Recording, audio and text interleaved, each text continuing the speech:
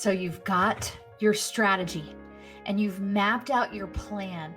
And on our last episode, we talked about taking that plan and breaking it down to the one thing that you'll focus on for the next 90 days. But maybe in the midst of that, the swirl of the task tornado begins. And now you're having trouble with clarity on deciding what to do next. Well, that's what we're going to address on today's episode about creating a decision tree for decision making. Let's go. You know, friends, I've gotten so much incredible feedback from where we've gone so far this year, just in the first 3 weeks of the year, talking about how do we actually put redefining hustle into action. And this week, we're going to continue that with some practical tools for you on setting a decision making tree to help you boil down those decisions on what tasks to do next. So I've got a bunch of tools in today's episode. Make sure you get down into the show notes so that you can take advantage of those tools. And you may notice that we did not have a live stream today. Well, that's because I'm on vacation with my family and I wanted to record this in advance so that you could keep your momentum with redefining hustle in this first month of the new year. One of the things that I often hear from my clients is I've got it all mapped out, but then this tornado of tasks starts rearing its ugly head. Sometimes it's really great ideas and opportunities. Sometimes it's decisions around making an investment. But how do I stop myself in the moment, cease striving, be still, as it says in Psalm 46:10, and seek the Lord in that moment before I make the decision or before I go get it done. I was working with a client recently on her focused and fruitful strategy day. And one of the challenges that she faces is that she likes to control things. And friends, can we just all raise our hands here? I mean, this is a podcast for the ambitious Christian woman. We like things to be in control. We want our ducks to be in a row. We want things to go according to our plan. We plan things ahead in our schedule. But then these things start to come up, and often we think, well, it's just easier if I do it myself, or well, I do need to outsource that, or what is this delegation thing, right? Well, I have a few tools for you around this because we've got to learn to tame this tornado and come at it from a very practical but sound, calm, and peaceful mind. So let me share with you before we start a few of the scriptures that I believe speak to this for us and about how we keep our mind focused on where God wants us to go. And then how does that impact the work that we actually do? So the first place that I want us to go is First Corinthians 14:33. So if you see me looking aside a little bit, I'm looking at the scriptures that I have up on the screen over here. This is in the Passion Translation, and this is what it says. For God is the God of harmony, not confusion, as is the pattern in all the churches of God's holy believers. Another word in there is instability. Friend, God gave you a business to administer the gifts and talents that He gave you and to produce fruit that is kingdom impacting. But He did not mean for you to work constantly. He did not mean for you to be in a spiral of chaos because God is not confusion or chaos. He is, in fact, clarity. Later on this month, we're going to talk about the value of rest. And we're going to take into consideration what does that mean for those of us that like to move at a pretty hefty pace in our business, right? But He is not a God of confusion. The second place that I want to take us is 2 Timothy 1:7. This is in the amplified version. And I love how this brings some more detail around these words. And this is what it says.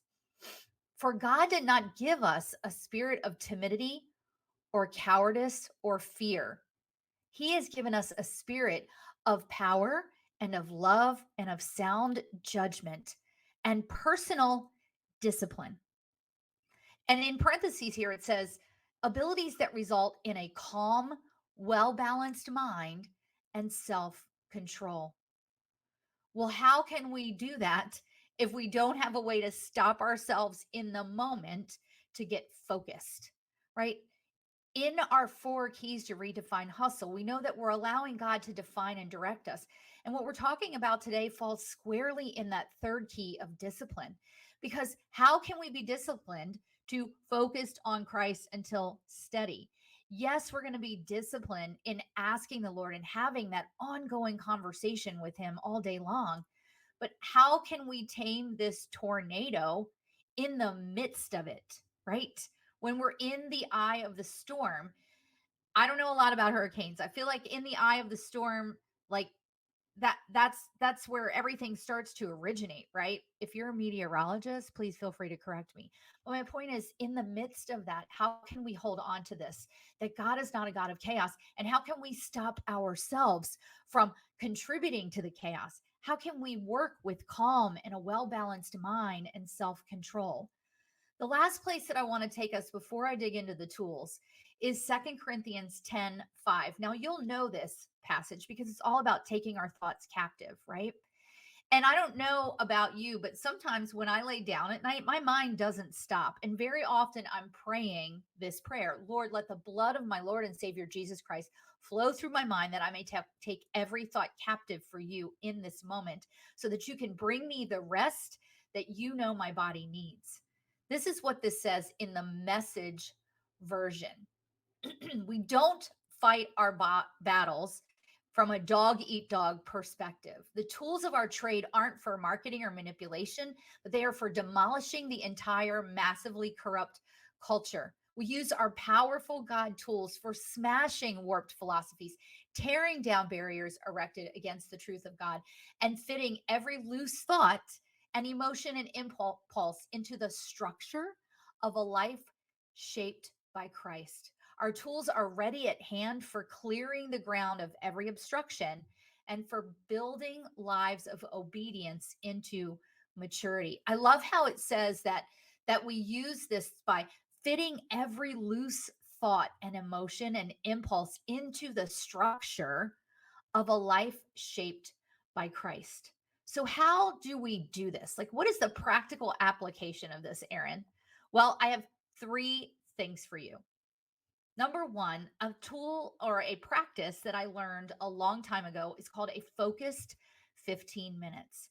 Literally set a timer for 15 minutes and focus on one task. My clients use this a lot, and we talk about it a lot in our coaching because we have so much to get done. And there is a law, which I think I talked about on a previous episode, that our work will expand to fit the time we have. So if we only have 45 minutes, we can knock out a bunch of stuff. But if we have 4 hours, doesn't it seem like that to do list expands suddenly and it takes us 4 hours? It doesn't have to be that way when we use a focus 15 minutes. So I encourage you, make your list and then set your timer for the one thing that you're going to focus on in that 15 minutes. And when the timer goes off, you can decide, am I going to give this exercise or this task another 15, or have I gotten it done? But I promise you, this focused 15 minutes works beautifully. And I encourage you to use that focused 15 minutes at the end of every day to plan your next day. The next tool that's also down in the show notes is called my Dash tool. It's the daily action sheet. This Dash tool is going to help you frame your day, right? Starting and ending the day in prayer, making sure that your to do list is very short. I'm going to really challenge you to only put three things on that list, and then taking breaks throughout the day so that you can rest your mind. You can push pause on your brain and allow it to rest and recover and renew in those moments so that you're staying fresh throughout the day. So, that Dash tool, again, is a fantastic tool. What I've provided down in the show notes is actually a page that has four of them so that you could cut them out and have them handy. Alternatively, you just write down the questions or just make sure that each day in your focus 15 minutes at the end of the day, you're using that Dash tool to help you plan the next day. The last tool is one that I absolutely love, and it's called the decision tree. And the decision tree exercise is about putting together a list of questions to ask yourself in the moment before you take on the task, before you make the investment, before you decide you're going to partner on that opportunity. This decision tree can be used in so many different ways. And it's really about asking yourself some key questions. So I'm going to share with you my decision tree, and you'll see this in the tool that you can download. I mean, honestly, the tool is really, here's what my decision tree is. Ask yourself a few questions. It's to prompt you to keep you focused in the moment. So here are a few questions from my decision tree. Does this keep me in God's will? Does doing this task or making this investment or partnering in this situation or accepting this speaking engagement or whatever, does it keep me in God's will? Now, that may be a question that's sort of rhetorical because what he's given you is in his will. But this comes up often when we're presented with opportunities or investments, etc., that we're like, does this really keep me in his will? Will this further my message? That's another question I ask myself. Will this bring values to others? Because these are all things that are so important to me. Am I pushing? I tend to be a pusher. I tend to push things along, and I don't want to do that. Am I getting into the weeds? My client on her strategy day added to this, and she said, am I getting in the weeds or am I getting in the way? Getting in the way of her team. And the last question on my decision tree is, what is one thing that I can do right now? By virtue of doing it makes everything else easier or unnecessary, which, by the way, that's from the book The One Thing by Gary Keller, who's the founder of Keller Williams. I'll have a link to that down in the show notes. But here's some other questions to consider for your decision tree. If this is the only thing I accomplish today, will I be satisfied? That's a great question to help us narrow our focus and tame that stinking tornado. Another question that a lot of my clients are using right now is, am I being productive or just active? We can spend a lot of time in our business just being active, but are we making progress? Are we actually being productive to move our mission forward? I hope that today's episode on taming the tornado with decision making, using these tools, the focus 15 minutes, the dash tool, the decision tree. I hope that this brings into practicality how you can redefine hustle, because that's what we've been talking about this month. And be sure to tune in next week because we will be back to our live episode. And you're going to actually hear this on the 23rd. So, our live episode on the 23rd is going to be my guest and friend, Erica Goody, who's going to be talking about financial must haves for entrepreneurs. So, make sure you tune in live at noon on Monday, January 23rd. And the links where you can find that on Facebook, LinkedIn, and YouTube are down in the show notes as well. I can't wait to hear how this decision tree works for you. So, make sure you let me know. And until we're together again, I pray for and encourage you to tune out the world, tune into God's truth, and turn up focus so that you can walk out his assignment with clarity, serenity, and fulfillment. I'll see you next week.